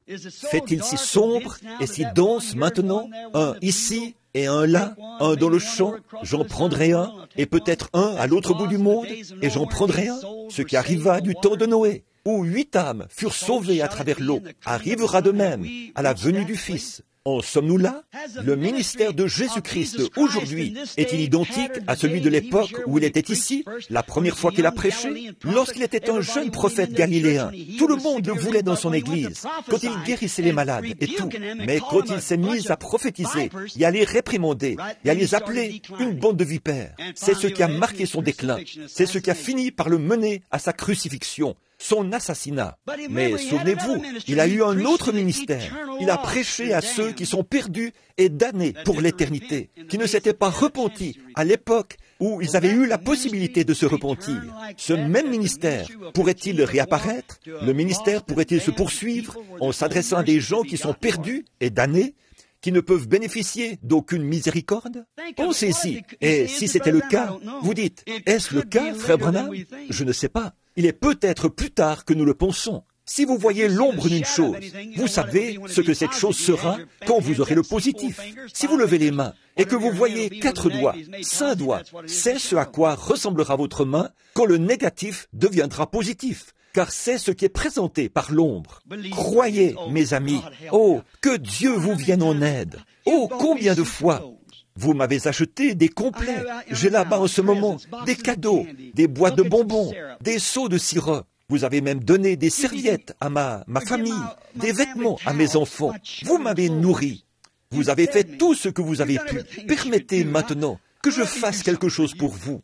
Permettez que, oh, si seulement Dieu pouvait pénétrer cet endroit d'une façon ou d'une autre, en ce moment même. Vous qui êtes à l'étage, au rez-de-chaussée, où que vous soyez, au balcon, si Dieu ne confirme pas ce que je dis, alors j'aurais menti. Mais s'il confirme cela, je sais que vous avez vu beaucoup d'imitations charnelles, mais ça devrait faire que la vraie chose brille d'autant plus à vos yeux. Ayez foi et croyez. Bien sûr, il n'y a aucune carte de prière dans le bâtiment. S'il y en a, levez la main. Tous ceux qui ont une carte de prière pour cette réunion. Voyez, il n'y en a aucune. Mais il y a des malades, assis ici. Et si le Saint-Esprit, qui est ici même, sur cette estrade, révélait, s'il parcourait cet auditoire, allait un peu partout, vers vous, observez ce que déclare la Bible. Le super signe, qu'est-ce que c'est? C'est la parole manifestée dans chaque âge. Pas vrai? Eh bien, pourquoi ne pouvait-il pas croire en Jésus, alors qu'Hébreux 4 déclare que la parole de Dieu est plus vivante, plus efficace qu'une épée à 2 tranchants? Elle pénètre. Ça, c'est quand elle est prêchée dans toute sa puissance. Elle tranche à droite et à gauche. Elle est à 2 tranchants. Elle coupe dans les 2 sens. Qu'est-ce que c'est? Elle pénètre jusqu'à la moelle des os. Et que fait-elle d'autre? Elle discerne les pensées qui sont dans le cœur. Jésus était là. Sa prophétie taillait les gens religieux en pièces. Il les appelait une bande de démons. C'est ce qui était sur ces gens. Et quand ils l'ont crucifié, il a imploré pour eux le pardon. Comme frère Jack l'a dit un jour, il a fait une remarque. Ses propres enfants réclamaient son sang. C'est vrai. Il essayait de les sauver de l'enfer du diable. Et quand ils ont vu ce discernement à l'œuvre, pourquoi n'ont-ils pas reconnu que c'était là le super signe de Dieu, pour la même raison que l'Église ne le reconnaît pas aujourd'hui. Mais partout, quand cette lumière frappe, cette semence prédestinée, elle prend vie. Oui, en effet, impossible d'empêcher cela. Le soleil, là-haut, S-O-L-E-I-L, contrôle toute la vie végétale. Lorsqu'une semence se trouve là, et que le soleil la frappe, elle prend vie. Oui, monsieur. Et le F-I-L-S de Dieu contrôle toute vie éternelle. Et s'il y a en vous une semence de vie, frère, quand ce F-I-L-S frappe cela, qu'il vous montre ce qu'il est, alors elle prend vie. Pas moyen de l'en empêcher. Croyez maintenant, croyez seulement, ayez foi en Dieu, pendant que nous prions avec respect. Père Céleste, il y a ici, devant moi, un paquet de tissus, de mouchoirs. Oh Dieu, tout le monde croit que tu es un guérisseur, certainement. Tous les gens du plein évangile croient que tu l'es. Tu es un guérisseur. Et tu es si bon et si miséricordieux envers eux. Même dans les heures qui ont précédé ta crucifixion, tu as encore guéri quelqu'un. Tu as remis à sa place l'oreille du centenier romain que Simon avait coupé avec son épée. Même cet ennemi qui était venu se saisir de toi, tu as été bon et miséricordieux envers lui. Tu l'as guéri. Et tu fais encore la même chose. Mais Seigneur, est-ce que les yeux des gens pourraient s'ouvrir pour qu'ils voient ce que nous nous efforçons de leur dire, que c'est le temps de la fin? Je prie, ô Dieu, je prie au nom de Jésus. Fais que cela se produise ce soir, Seigneur. Que le Life Tabernacle se revête de son nom ce soir. Life, la vie éternelle. Puisse la vie entrer en abondance dans tout ce groupe de gens qui sont ici, sous sa bannière ce soir. Après que la parole a été présentée ici aussi clairement que possible, la promesse pour cette époque, c'est ce que tu as promis pour aujourd'hui. Nous en sommes conscients, Seigneur. Et nous sommes les enfants d'Abraham. Nous avons suivi une progression comme Abraham. Nous sommes passés de l'autre côté, confession de foi. Nous sommes entrés dans un pays étranger. Nous l'avons fait. Nous avons eu des visions et des révélations. Et toutes ces choses qui nous sont venues de Dieu. Oh, comme il nous a parlé et nous a guéris. Il a fait les mêmes choses que ce qu'il avait fait pour Abraham.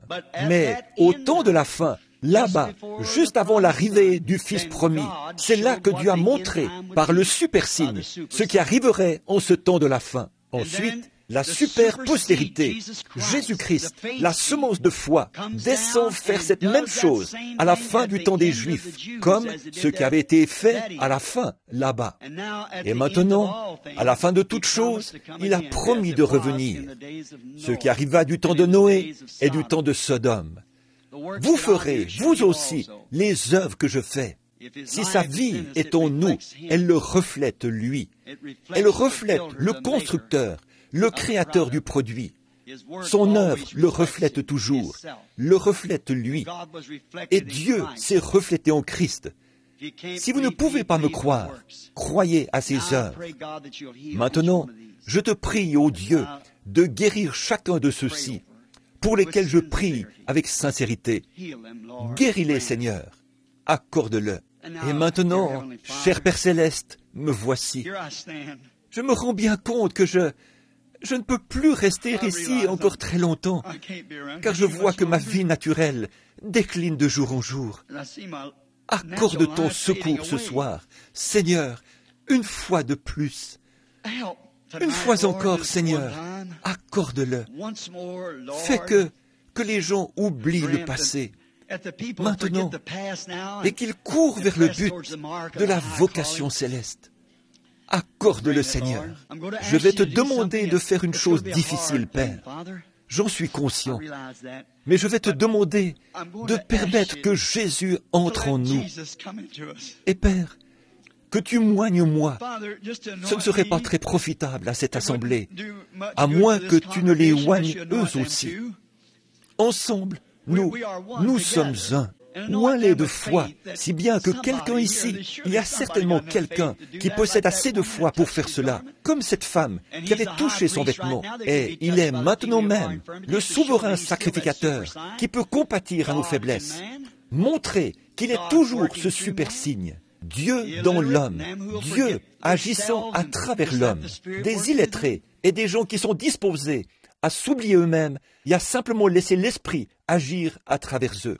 Il y a des petites femmes assises ici qui souffrent peut-être de la même chose que cette femme-là. Il y a des Simons assis ici ce soir, Seigneur, les fils de Jonas, en quelque sorte. Ils sont assis ici. Accorde ton secours maintenant, Seigneur, afin que les gens sachent. Exauce ma prière, comme que ce ne soit pas de l'émotion. Je sais que je suis émotif. Mais je suis troublé, Seigneur, en voyant la tournure que prennent les choses. Ça m'accable fais que les gens reviennent à la parole et qu'ils oublient toutes les choses fantastiques de cette heure, les opinions populaires du monde, qu'ils reviennent à la parole manifestée en cette heure où nous vivons maintenant. Accorde-le, Seigneur.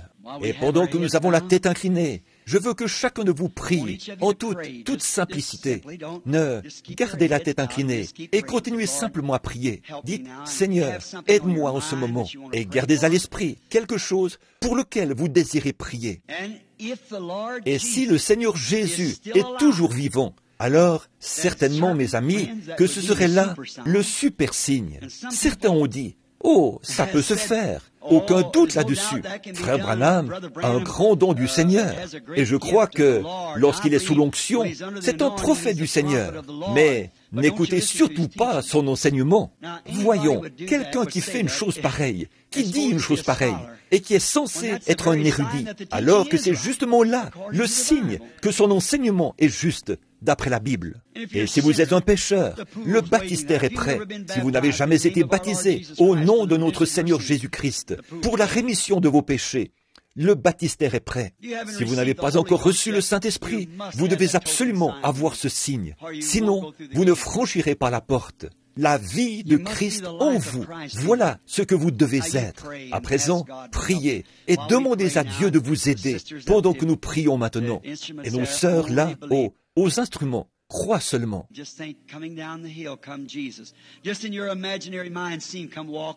Imaginez-vous Jésus qui descend de la montagne.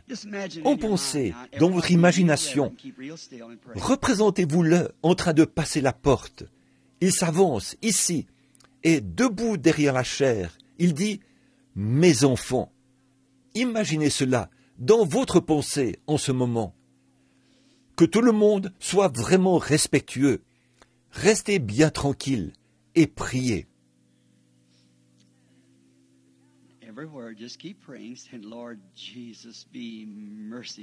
Partout, continuez à prier. Dites, Seigneur Jésus, sois miséricordieux envers moi. Seigneur, je crois.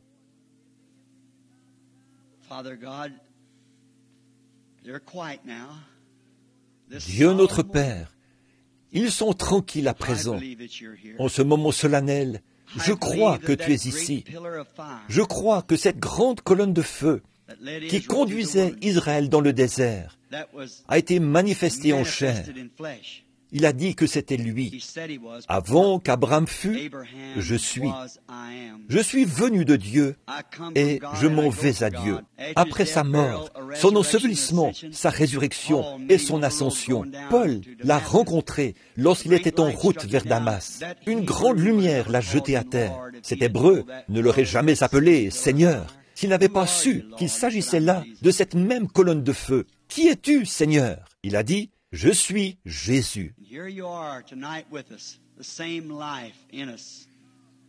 I thank you for it, Father. Now, let it be known that I've told the truth. That virgin conceiving to bring man and God together is the same sign that's among us tonight at the end of the age, the super sign. Let it be once more, Father. I pray through Jesus Christ's name. I just keep praying. Et tu es ici ce soir, avec nous, la même vie en nous. Je te remercie pour cela, Père. Maintenant, que l'on sache que j'ai dit la vérité. Et cette Vierge qui a conçu afin que l'homme et Dieu soient réunis, ce même signe est au milieu de nous ce soir, à la fin de l'âge, le super signe. Que cela se produise une fois encore, Père. Je te prie par le nom de Jésus-Christ. Maintenant, continuez simplement à prier. Je prends maintenant chaque esprit ici sous mon contrôle, au nom de Jésus-Christ. Maintenant, si vous voulez prier, continuez à prier. Si vous voulez relever la tête, faites ce que vous voulez maintenant. Continuez à maintenir votre témoignage. Continuez à maintenir votre foi si vous êtes en train de prier. Je vois, là, devant moi maintenant, dans l'allée centrale, une petite dame, une femme assise là-bas. Elle lève la tête. Dans l'allée centrale, tout là-bas, vers l'arrière. Elle souffre de problèmes de dos. Oui, croyez-vous que Dieu guérira votre dos? Vous le croyez? Très bien. C'est pour ça que vous priez. Pas vrai? Levez la main. Vous êtes guéris, toutes les deux. La dame, juste à côté d'elle, avait elle aussi des problèmes de dos, puisqu'elle a levé la main. J'ai vu cela passer de cette femme à l'autre. Eh bien, je ne vous connais pas, ni l'une ni l'autre. Pas vrai? Mais c'était bien exact. Si oui, levez la main. Alors, est-ce là le super signe? Tenez, au bout de cette allée-ci, de ce côté-ci, vers l'arrière, il y a une petite femme qui ne peut pas avaler. Elle a du mal à le faire. Quelque chose ne va pas quand elle avale. Elle a du mal à avaler. Mais elle croit. Elle n'est pas d'ici. Êtes-vous prête à croire, sœur, que vous pourrez maintenant avaler? Êtes-vous prête à accepter votre guérison? Levez la main si vous... Très bien. Alors, vous pouvez être guéri. Maintenant, si je vous suis inconnu, là, faites signe de la main, comme ceci. C'est vrai, voyez? Mais voilà, elle était assise là, et elle essayait d'avaler. Eh bien, avalez maintenant. Vous pouvez avaler normalement. Voyez si c'est vrai. You believe that the angel of the Lord is here? You believe that the super sign? And people all the way in the building. Somebody up here close. I'll turn my back just to let you know in every figure that it is the Lord Jesus. I'll turn my back and somebody pray. Believe. Croyez-vous que l'ange du Seigneur est ici? Croyez-vous au super signe? Les gens là, partout dans le bâtiment. Quelqu'un ici tout près. Je vais tourner le dos, juste pour vous montrer qu'il s'agit bien du Seigneur Jésus, sous tous les rapports. Je vais tourner le dos, et que quelqu'un prie, croit. Si vous pensez que je vous regarde pour lire dans vos pensées, ou quelque chose comme ça, croyez simplement. S'il a pu dire ce pourquoi Sarah priait, ou ce qu'elle faisait dans la tente derrière lui, c'est parce que Dieu était manifesté dans la chair d'un être humain qui mangeait, buvait, un signe. Je vous ai dit que c'était un super signe. Oui, voici, un homme apparaît devant moi en ce moment. Il est juste derrière moi. Il est juste là, derrière. Il perd la vue. Il s'appelle McClaskey. S'il croit de tout son cœur, Dieu le guérira. Levez-vous. Je n'ai jamais vu cet homme de ma vie. Croyez, monsieur.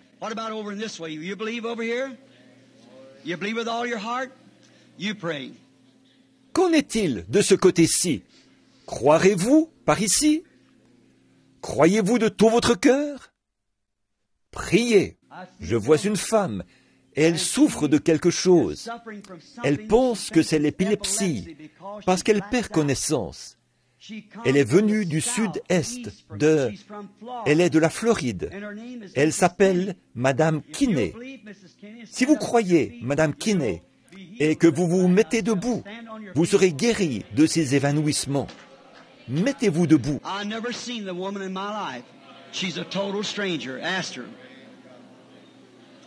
Do you believe he's the super sign?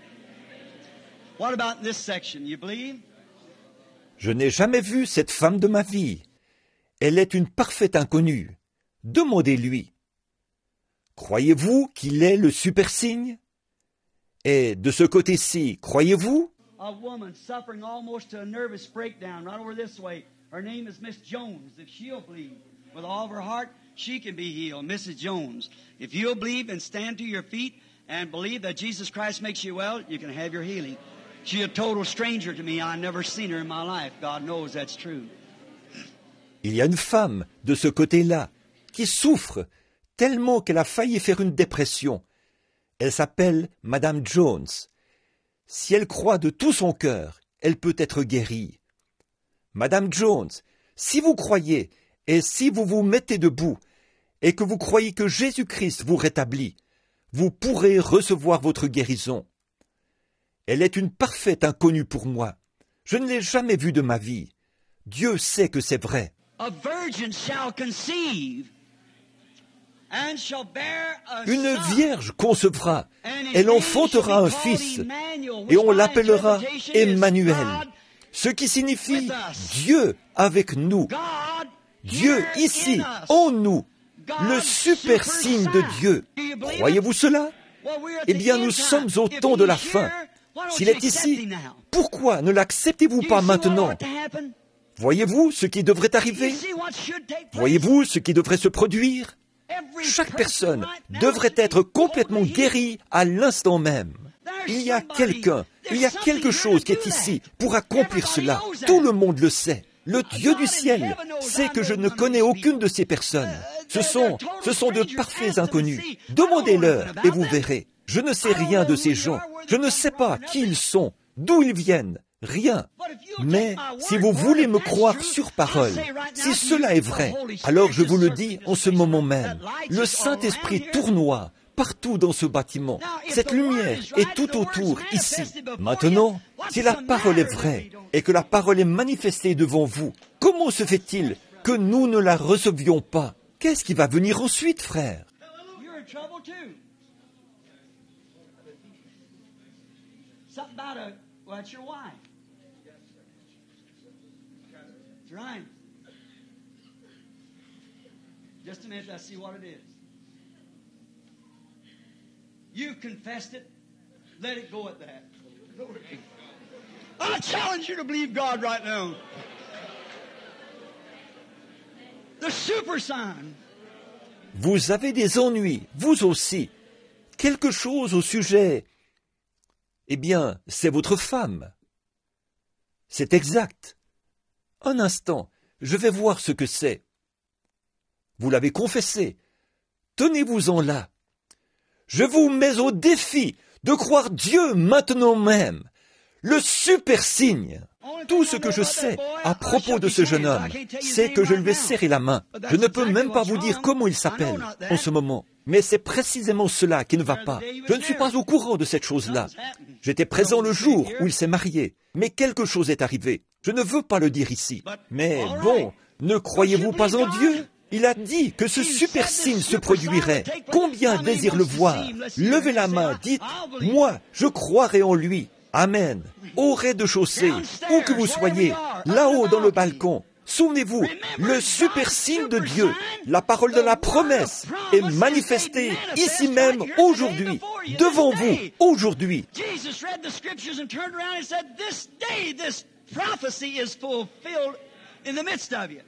I say in Jesus Christ's name, this day the end time sign is manifested before you.